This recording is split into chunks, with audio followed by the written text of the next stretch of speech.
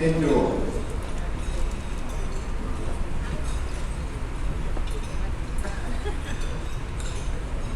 I was there when Lieutenant Colonel Theodore Roosevelt's Rough Riders landed at Santiago to free Cuba from Spain.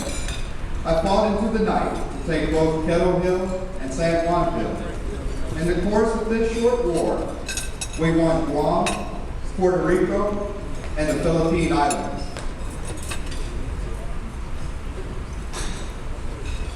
At Chateau Thierry, I led the way over the top, and then I stood like a rock on the barn. It was my soldiers who cracked the Hindenburg line, and in Argonne, my soldiers broke the Kaiser's spine. And we didn't come back until it was over there.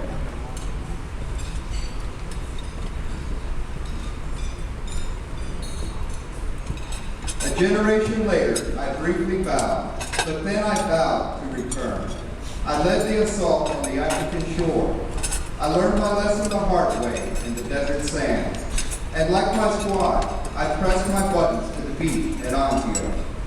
I marched my soldiers into Rome with determination and resolve. The English Channel, stout beach defenses, the hedgerows could not hold my men. We broke out at St. Lo, unbent the bulge, crossed the Rhine, and swarmed the heartland. Hitler's dream and the Third Reich were dead. In the Pacific, from island to island, we hopped. I hit the beaches and led the way to swamp and jungle, and we set the rising sun.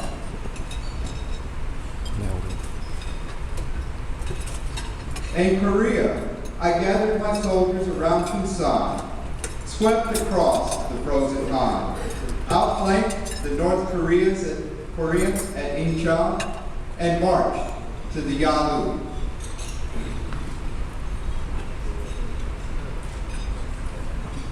In 1965, President Lyndon B. Johnson sent United States troops to Da Nang, Vietnam. The Vietnam War was the longest war in which I took part. It began in 1957 and ended in 1975. My soldiers were rejected at home, but we still fought, both on covered jungle floor and the burning hot rice paddies of Vietnam.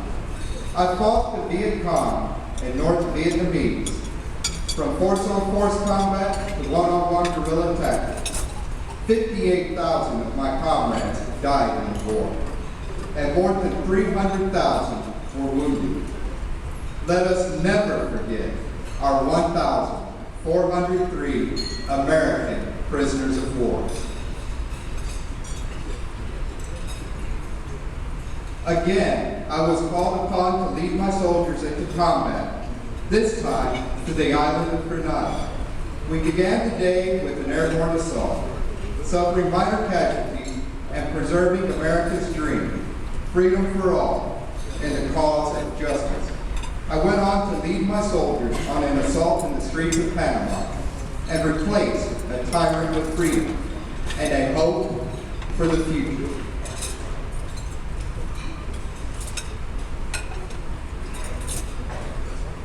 Again, I was called upon to stand at freedom's gate, this time in the desert sands of the Middle East, where oppression and atrocity run cold. When a call rings out for those in need, I will always stand for freedom.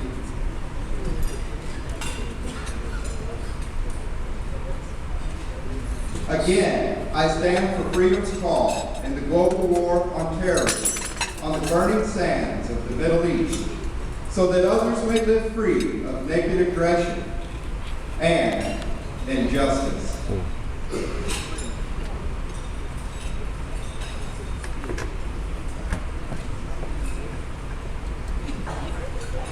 Where brave soldiers fought, there I fought, and was always commanding, "Follow me."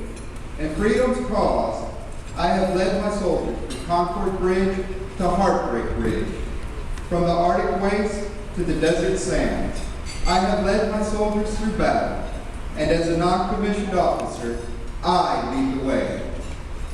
Ordnance 3, as an ordnance soldier of the United States Army, I will utilize every available talent and means to ensure that superior mobility, firepower, and communication are advantages enjoyed by the United States Army over its enemies. As an ordnance soldier, I fully understand my duty to perform under adverse conditions, and I will continually strive to perfect my craft. I will remain flexible so that I can meet any emergency. In my conduct, I will abide by the soldier's code. In my support mission, in the field, I will use every available skill to maintain superiority. I will always be tactically and technically proficient. As an ordnance soldier, I have no greater task